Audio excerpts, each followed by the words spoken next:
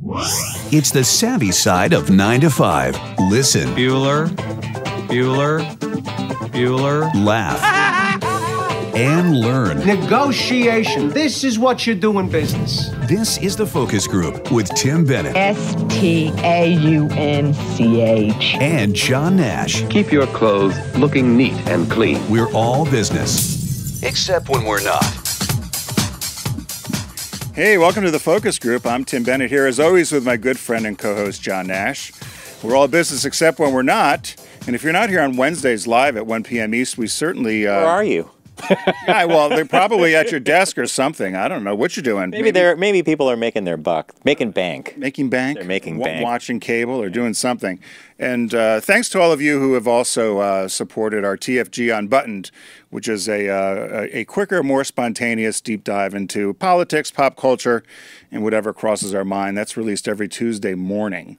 And it was funny because a couple of weeks ago when we released it, we talked about something that immediately, as soon as we finished taping, changed. So, but it is as immediate as it can be, with sometimes a pre-recording. So that particular Unbuttoned is going to be a time machine. Time machine, yeah. You listen to it. It's news that already moved so quickly at light speed. Now the news has changed. News that move. So it's so we've got a little bit of a altered show today, but we're still going to do all the things we usually do. So it just caught my eyes, and our birthday and our deep discount, and then we have a discussion. What is our shop talk today? Shop talk is about the death of conversion therapy and the quick death of conversion therapy. And actually, after reading the article once or twice, the thing that fascinated me the most about it was how in the U.S. it seems to be we're way ahead of the curve on this one than other nations, which, given the administration's lack of interest in LGBTQ rights, would be the polite way of saying it. It's surprising that a lot of this is happening while this administration's in office. I had a couple of takeaways too that we'll talk to about that. So hey, John, I'm getting my back surgery tomorrow. We are all right. So you should just. So I'm wincing now. I'm on pain pills. So but which. That's my excuse for anything. If I've said anything wrong in the last month or whatever, I get myself with my cane here on the train. I get up here to New York City. If I may, Bob was watching me edit a show a week or two ago. So what happens when we do our live show, it streams live to Facebook and YouTube. And then our producer, John, we have John on video, and we have Garrett on audio in the booth. And we have Allie in the booth. Allie's not with us too much longer. We're sorry to hear that. Sad. Going to be playing the slots out in Vegas. I mean, you guys can come out to Vegas, and then Allie said we have a place to stay. Hard. Well, you know, we used to host the Luxor pool party every summer. Yeah. Well, you should try the Lerman pool party. And Allie promised that she would take us to play Keno and learn Keno the right way. I would like to learn that. Because Allie makes bank in Keno. She does, I understand. It's really difficult. You literally hit one button. But you seem to win. I have a magic finger. John and I don't win.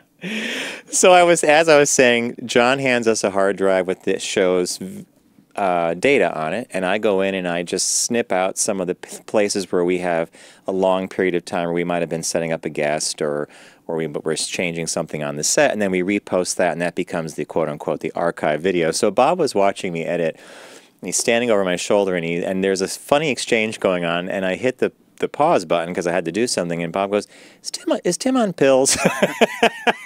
Or as Richard calls them, dolls. Dolls. Taking a doll. But it's, I'm looking forward to it. So this is a Describe problem the surgery. I've had. It's a lumbar microdiscectomy, and but they say it's minimally invasive. But I'd hurt my back over 20 years ago, and I've had the epidural shots into the spine, and I have a herniated disc, blah, blah, blah. Now, certainly if I'd lost weight, that would help all these other issues, but it is a pretty bad bulging disc. And it's hitting my nerve and my leg, and that's the concern they have now. That's why they don't want to do the shot again. So I'm actually looking forward to the surgery for relief and for me to get some level of normalcy back. But I couldn't run, I can't row. The surgery, in my opinion, sounds so futuristic.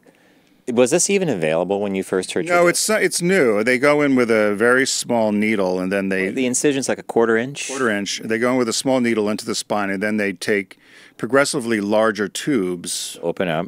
almost two as big as a straw. And then they get in there and then they cut part of the disc and then they pull it out and do whatever. And hopefully I'll be on the May 2nd show either here or on Skype. We're kind of planning on Tim being In on Philly. Skype. And to that point, I'm wondering about Ryan's going to have to fix the fun backgrounds. If you're going to be in a May, it's May. And let's just hope to God we have at least 70-degree temperatures. When is spring coming? I don't think we're going to have spring. I have a suspicion that it's going to go from this to 90. Humid, right. I was upstate, and I was talking to one of my friends, John, because last time I saw John, his daughter, my goddaughter, was in from Scotland. She's so cute, little Ella. Do you have a kilt? No, but she's so, like, I was playing with her and I was holding her at one point and she, like, kisses my cheek and she just says, really, you know how kids are? She says in my ear, she goes, I love you. So her mother taught her well. Yeah. Chuck just got bigger. But I just said to John does a lot of, he's an outdoors guy, and I said, is this an unusual? He goes, no, this is a super late spring. He goes, this is really late. And he goes, and I fear that it's going to go from spring to boom, like right into summer. We also did have a delightful toward the end of summer, though. I mean, most of August was no humidity for us on the Northeast anyway, so.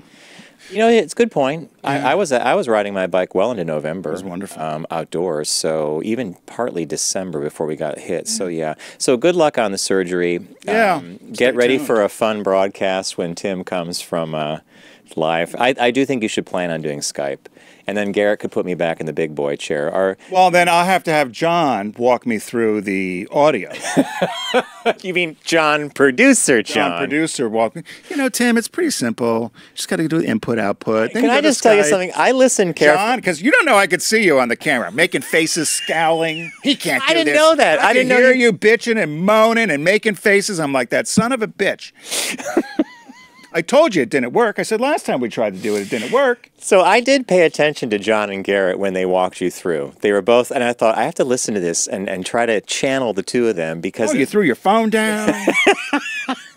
they were super calm. They're like, click on the gear, try this, Just tell do me that. which buttons to hit. That's all I need to know. A little confused. I'm on pain meds. You did read my body language correctly. I Oh, was like, read it.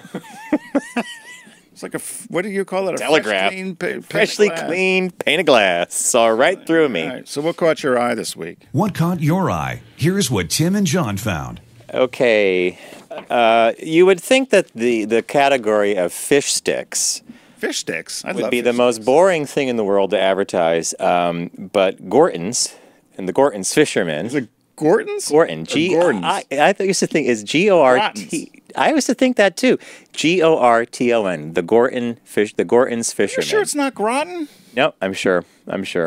I did the same thing you did. I questioned it. I I looked don't it know. The up. booth seems a little odd about it. What No, do you think? I'm reading the headline right here. Gorton's frozen fish. So, obviously, the agency that works for Gorton's did a PR, like a push for. They have 2 new video spots that feature mermen. Oh, there's Gorton's, trusted since 1849. It's all salt. That's my steamship. Where do they make this stuff, I wonder? I don't know. China. So they have 2 ads out, and they're featuring bros, Mer-Boys, as we call them. The first one shows and these are guys that are really built because the whole thing centers on easily consumed protein that has no additives and no fillers. Nothing like processed fried food. Nothing like. So. First up, if John cues this up, is going to be one where we're introduced to Poseidon, who happens to be this buff guy. Are these print ads or TV ads? These are videos. These are actual videos. So let's watch the first one. Even though I am the immortal god of the sea, I still only have one body, forever. So I trust Gorton's to keep preservatives and artificial stuff out of their fish sticks. Yeah. And there's the Gorton guy. Which means this temple can remain perfectly pristine and ready for anything. Trust the Gorton's, fishermen! Okay, so that's... It's like a really big fork. So That's a little creepy, the old salt looking at him. I chuckled. The guy is totally jacked, right? Yeah. And besides... Fabio. Like, beautiful body. And so there's a second one that features 2 Mer-Boys, and they're working out on the beach. You know, Mer-Bros aren't born with this physique. Except the tail. That part we're born with. Yeah, but We still have to do a lot of pull-ups man and eat bun. right. We only trust the Gorton's fishermen for easy protein, with nothing weird added. Yeah, Mer-Bros don't like weird stuff.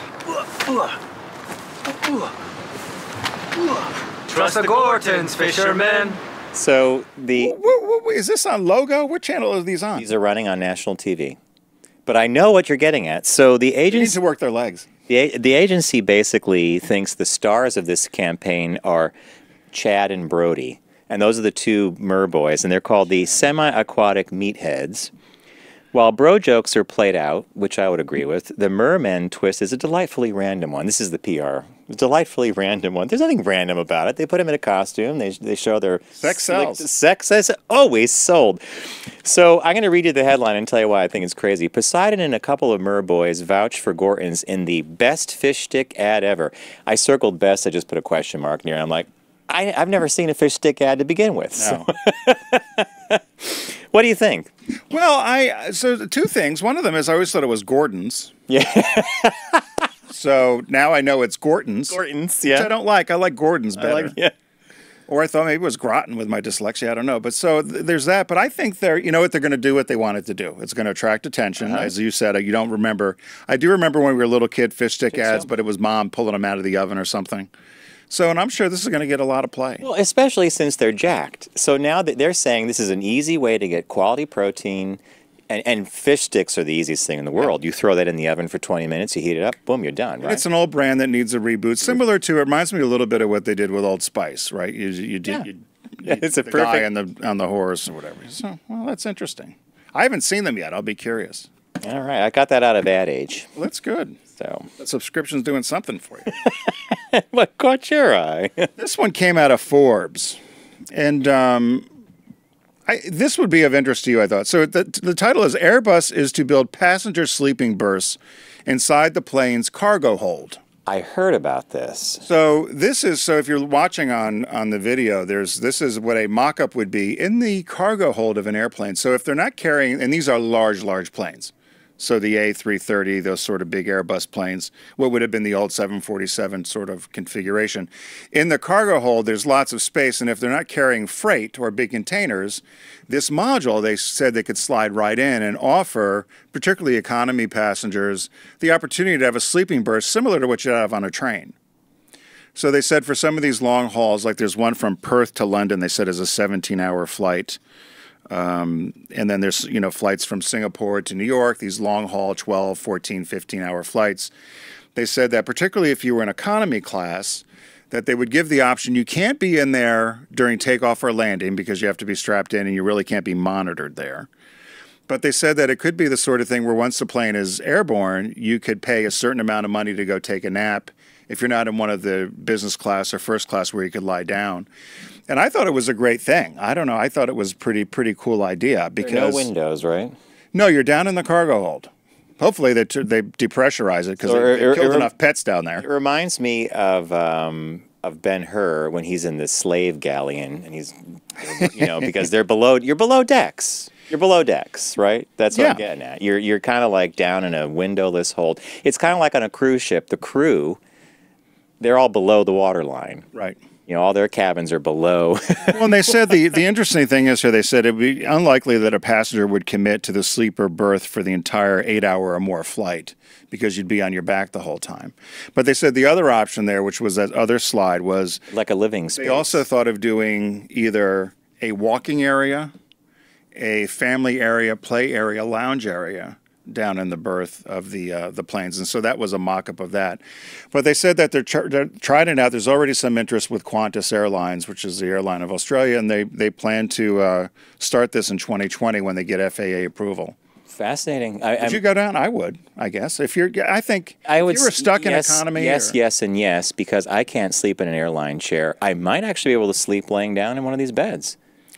Yeah, and I guess it's similar to like the trains, what it is, because berths. They're like berths. So you put headphones in or earplugs, and you just drift off. I bet it would make it a much more pleasant experience to have that option.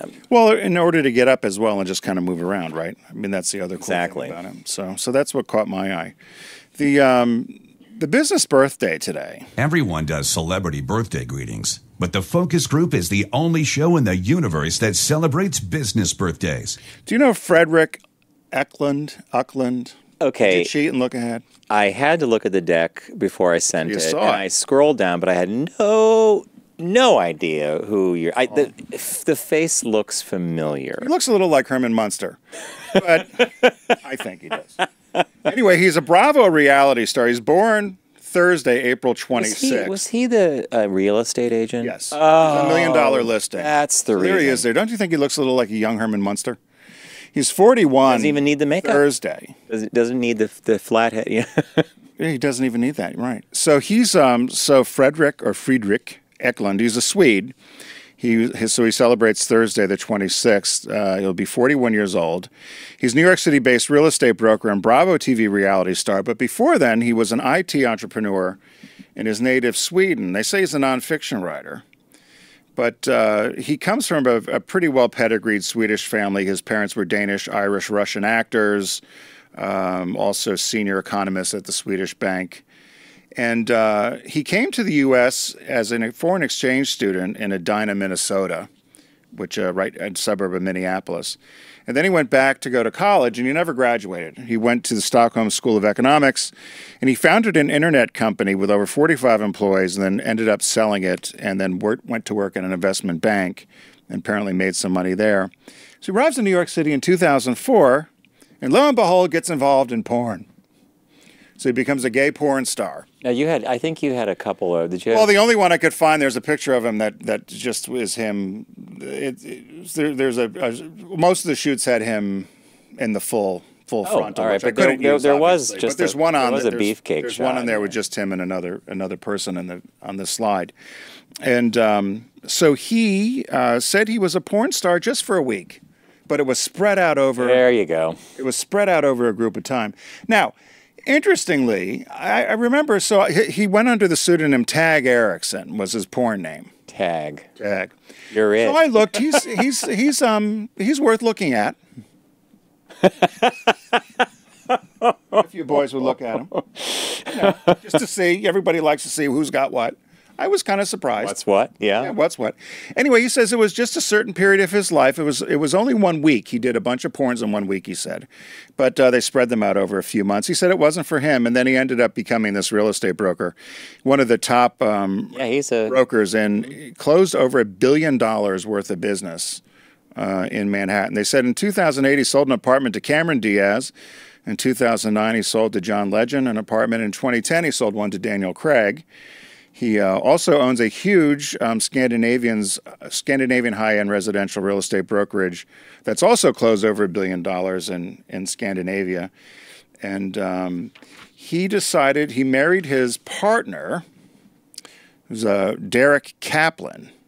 So they got married in 2013, and they ended up moving to, of all places, Roxbury, Connecticut. Huh? Really? Roxbury? Which is right to the town next to where John and I grew up, in Southbury and Middlebury. And they have two children they adopted. There's nothing there. There's nothing. There's a store. So you know he's going to the plaza to shop, Southbury Plaza. You probably see him there along with Augustin Burroughs, who also just bought a house in the Purchase. In Southbury, yeah. So he's got two twins, and he's now has done a additional show aside from $1 Million Listing with Bethany Frankel, and where they buy a bunch of houses and they flip them. Okay. I don't know. Do you watch any of the shows? No. You're not a Bravo show watcher? Not at all. Actually, no, not at all. None of the shows on the network now even come close to appealing to me. Real Housewives of this or that? Oh, God, no. Never a fan of that stuff. The cat fights, I mean. I will say, and we said this a couple weeks ago, that some of these shows, though, have become the new gay campfires. You know, the things that people they get together at bars to watch, just like we used to do with Dynasty, to watch Alexis fight Crystal. Throw in the pool. The Vanderpump Rules stuff exactly. and all that craziness. I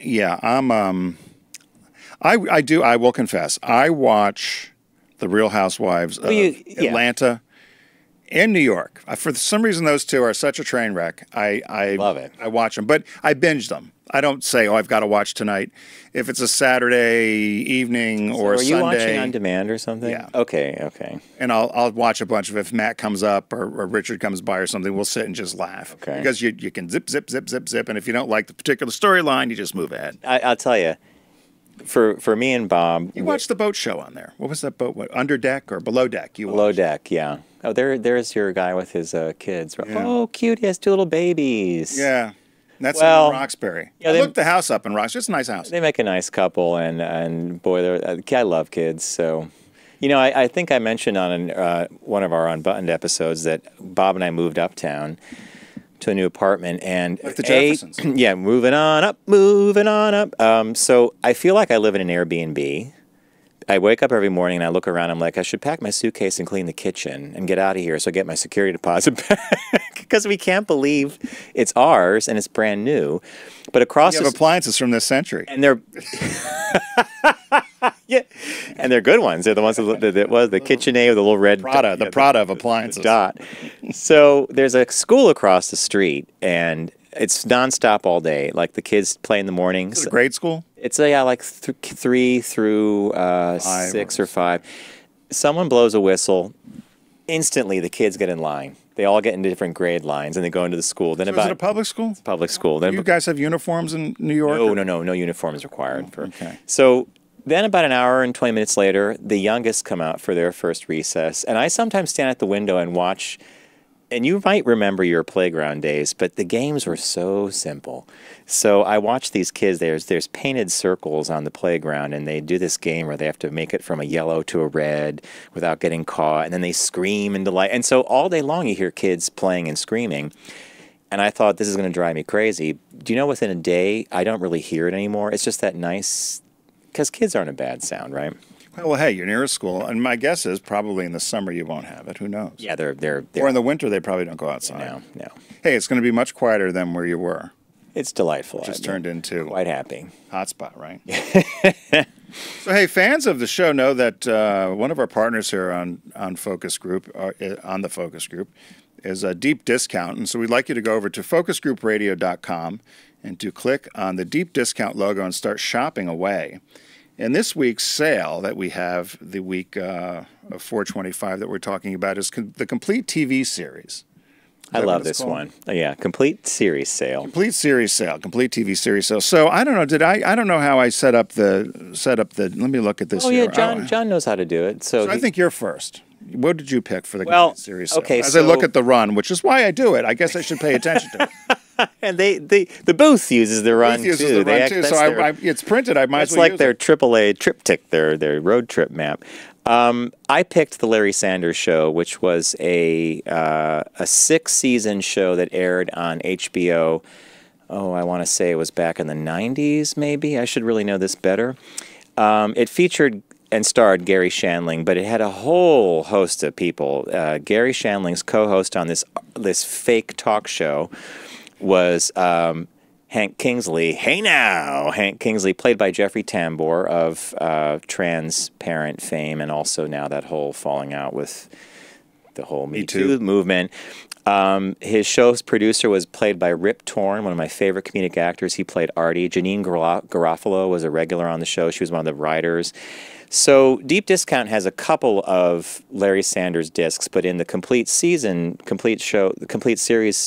section, this one is only $8.26 and seasons 1 and 2, the whole thing.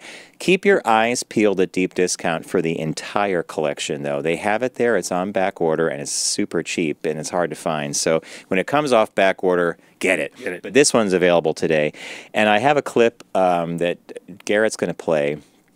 And in this scene, they're trying to get William Shatner to do a Star Trek sketch on this fake late-night talk show. And Shatner's telling the head writer, it's so tired, it's boring, I don't want to do it. And then Gary kind of walks by. So let's hear the clip. Do something with that. I mean, isn't Star Trek the most obvious, unoriginal choice you can make? I mean, come on. Well, actually, you know, it's very much in... Bill, this is Larry. Larry, how you been? Good.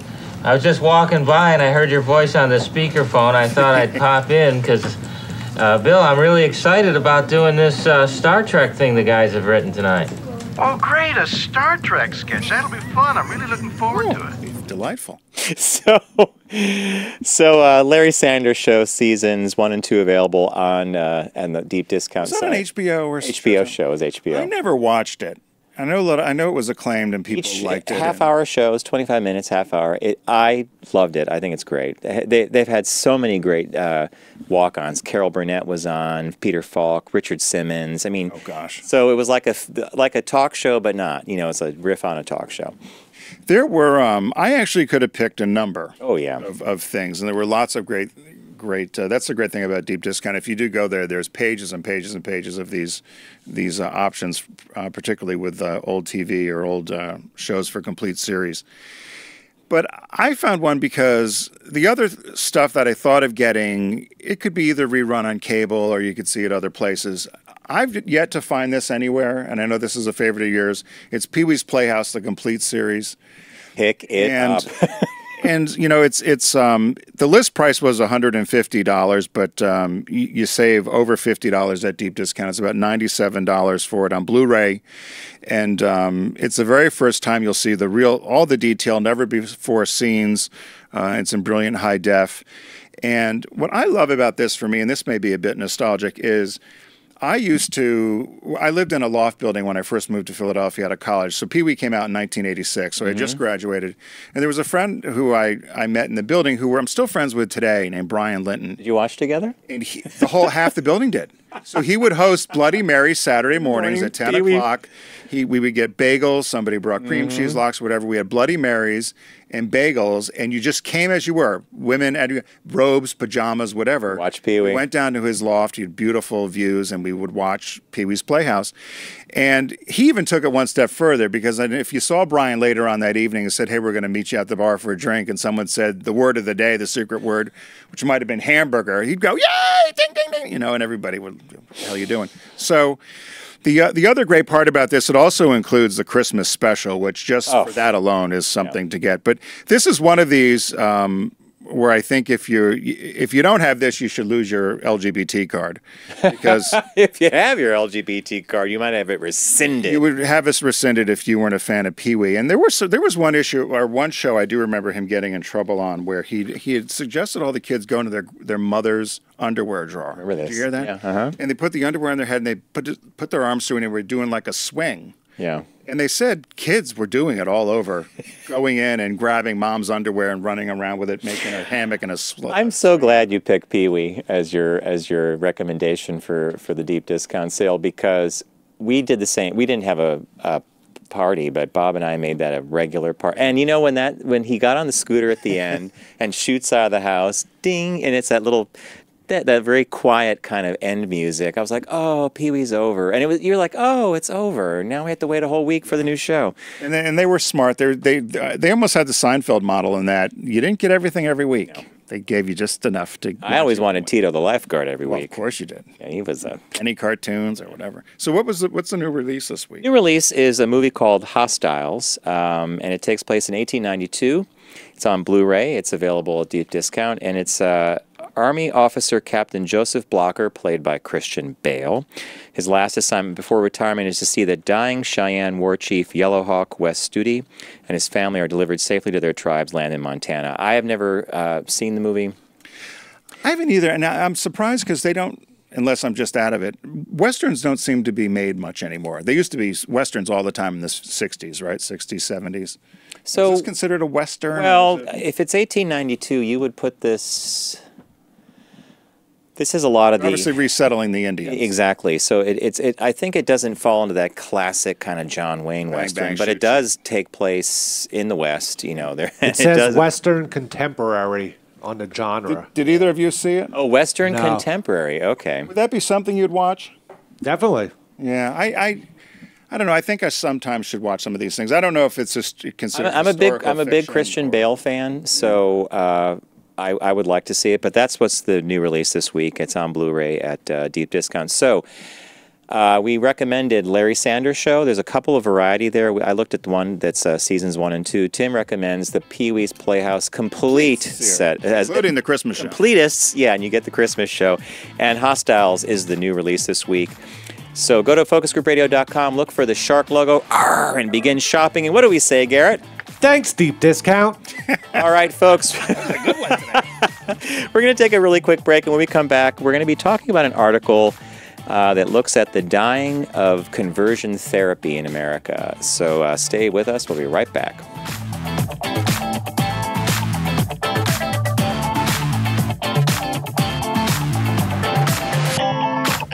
Brought to you by Volkswagen. Visit VW.com to learn more.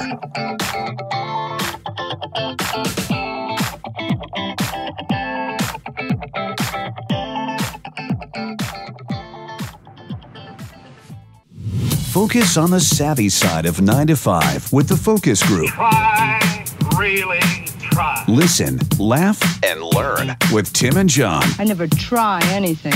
I just do it. Hey, welcome back to the Focus Group. Tim Bennett here, as always, with my good friend and co-host, John T. Nash. It's John T, because there's so many John Nashes. It's John T. Nash. I did get a letter from an attorney downtown. Dear John F. Nash. Oh, wrong. Just learned of your recent DUI. It had a sobriety test in there, a little cardboard thing you slid. How drunk are you? I laughed. I saved it for Bob and I tossed it. Anyway. So the poor guy probably never got it, though, John. I wonder if he was for an attorney. When we did the closing for the new apartment, they have you look at all the things on the legal registers that have your name. Yeah. I was shocked that I had like 4 or 5. Bob was all over the place. Robert Barnes did all kind of crap. Oh, I had child support. I jumped out on rent. I mean, there was all kinds of things, and I was like, not me, not me, not me. I can't even tell you where half those places were. So right before break, John mentioned our shop talk today, and the headline is LGBT Conversion Therapy is dying a quick death across America. And they said perhaps there's no other LGBT-related issue in the U.S. that's garnered more bipartisan levels of support. There's a broad consensus that conversion therapy is bad. And as we noted, it's hard to imagine that the Trump presidency may go down as a fantastic time for LGBT rights. They said, yet there's been some victories, and they're mostly local or statewide in this issue. It wasn't federal. It's funny you just said that, because it's late in the article that I wrote down the note saying it's state initiatives, not federal initiatives. Right. And so they said since Donald Trump and Mike Pence still has not condemned this form of conversion therapy, which is essentially taking minors and putting them through the process of converting them to be straight, right? It's not converting a car. It's not making it a tuner car. It's converting somebody's. It's not putting a spoiler on the back. Yeah. So it's conversion therapy, and they said that 5 states: New Mexico, Connecticut, Rhode Island, Nevada, and Washington, have banned this, and that's double the amount as it has been. Cities of New York, Philadelphia, some places in Florida, and other cities and states are untapped to ban it as well. But were you surprised by the article? It was a good article. It was really well researched and well reported, and the author of the piece really drove home the fact that this is moving at a very fast speed, and they basically said that it didn't matter whether you were a Democrat or Republican, in the state houses at least. It was very clear to most lawmakers that this was a damaging bad practice, and it didn't take much to get someone to say, no, let's ban this. And I find that fascinating because in other areas of our politics, the religious influence is such that that kind of clear-headed thinking may not come to the forefront. So in this one area, it's nice to see politicians of both stripes saying, you know what, this does not make sense to subject the child to this. But it also, in a backhanded way, acknowledges that being gay or lesbian or trans is innate to the individual and not something that you choose to do. Right. Well, that's why I really read deeper and thought to myself, if you're admitting that this is a bad practice, then you're also kind of admitting that you can't change what was made a certain way. Well, and the question would also be, could you make could you make a gay person straight? Can you make a straight person gay? And that was always the question people asked, when did you decide to be straight?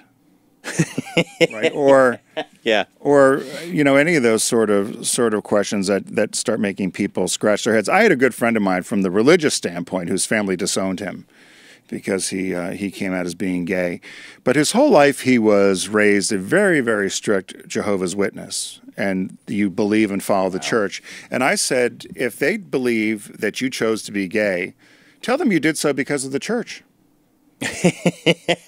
If that's the way you were brought up, if I chose to be gay, Mom and Dad, I did it because of the church. That's how I was brought up. The church made me gay. Because that's as absurd as saying you made the decision based on some sort of outward sin that happened. Why would anybody choose to be different from the majority, right? Like, I'm going to be this. And yeah, the other thing, the big takeaway from the article also was that the United States is way ahead of other countries, which is surprising. Surprised me too. It's ahead of Canada in this regard, which I was even, more surprised by, ahead of England and the European Union.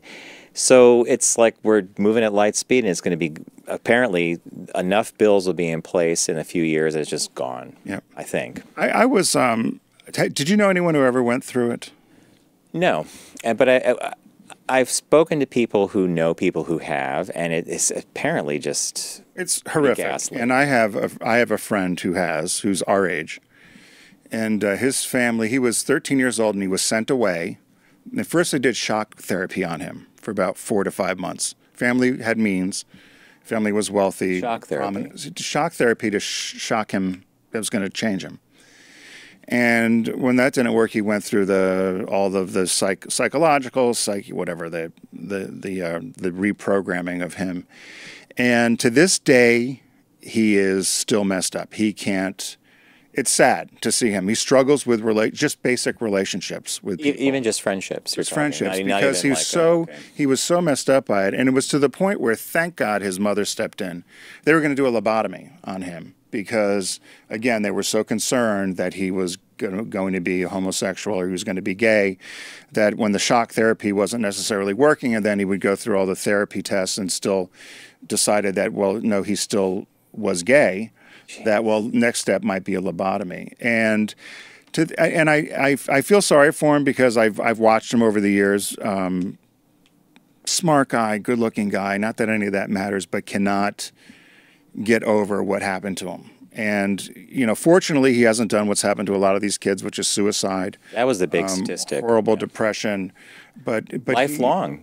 Battles with depression. And he's 50. He's in his mid to late 50s. And I don't think we'll ever have a quote unquote relationship with anybody because he just struggles with it. So as you were telling that story,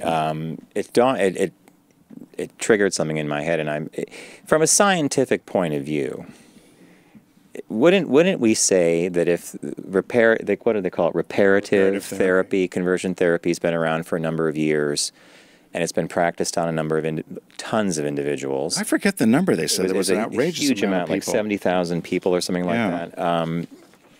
That if it fails in 99% of the cases, then scientifically, why are you trying to change something that is not broken, doesn't require fixing, and is hardwired into the individual? Yep. It's almost as if this entire body, this movement, this conversion therapy movement, gives credence to the notion of what I just said earlier in this discussion. It's how you're wired. It's who you are. It's 77,000 people. 77,000. So not to put any of those individual cases in anything less than a compassionate light, but that's 77,000 data points that tell you you're not going to convert somebody. And I remember when he talked to me about it, he cried. He started crying, and at that point he was probably in his 30s when I had met him. But I still to this day when we're not all that close, but once in a while I bump into him, and that's the first thing I think of when I'm thinking, man, your parents fucked you up. Well, and here's the weird thing: his parents were probably acting in what they thought was a compassionate manner. Yeah, there was some religious craziness involved. A and B, like we want our child to be normal, like whatever the air quote normal is. It really does boggle my mind that even with all this data at your disposal and all these poor children that have gone through this who have suffered, you'd still make the decision to have your kid go through the program. Your child? It's like, what? Are you reading the same things I'm reading? Well, can you imagine the horror of shock therapy? I mean, I don't know. The whole thing to me just it breaks your heart. I'm assuming everybody has seen Clockwork Orange. Stanley Kubrick's Clockwork Orange. So the guy, Malcolm McDowell, I think is the main character, is reprogrammed with video and music, and And it's as you watch it, you're like, I don't know that conversion therapy is quite the same, but basically you're trying to change someone's behavior by bombarding them with image or stimuli, so that like a Pavlov dog, every time the bell rings, the treat comes, you're just going to change your behavior. It's a.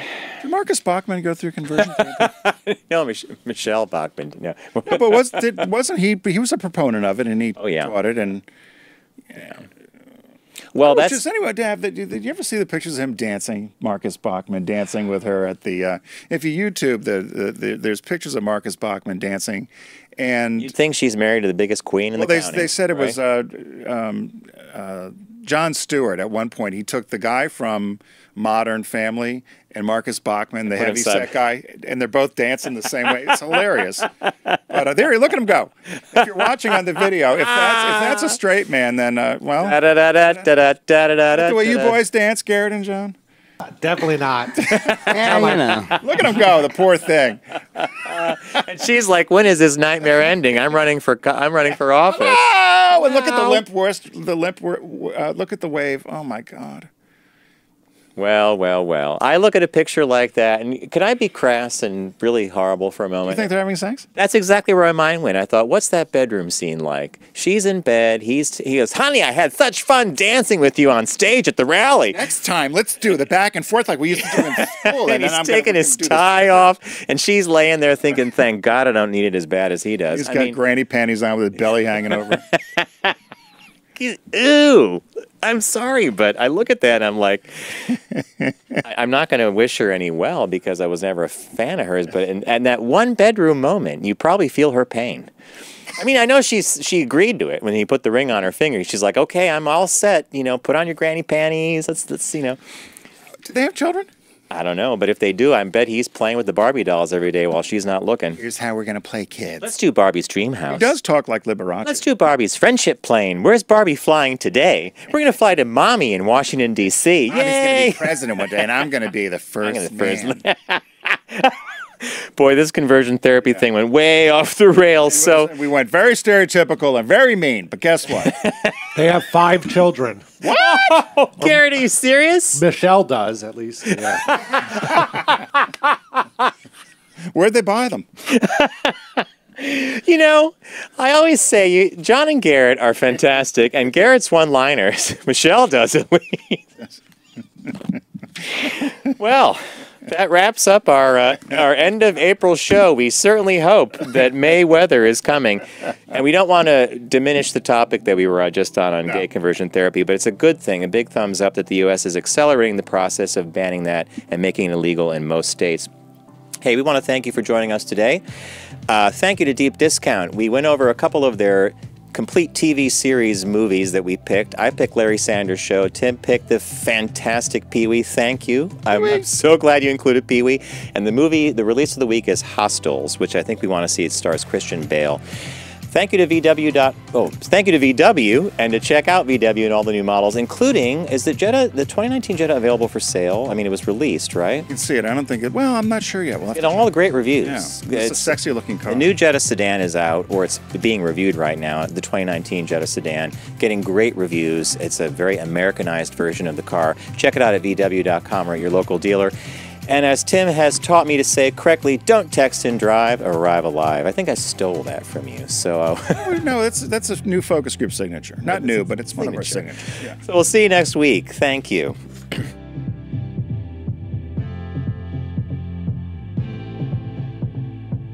Brought to you by Volkswagen. Visit VW.com to learn more.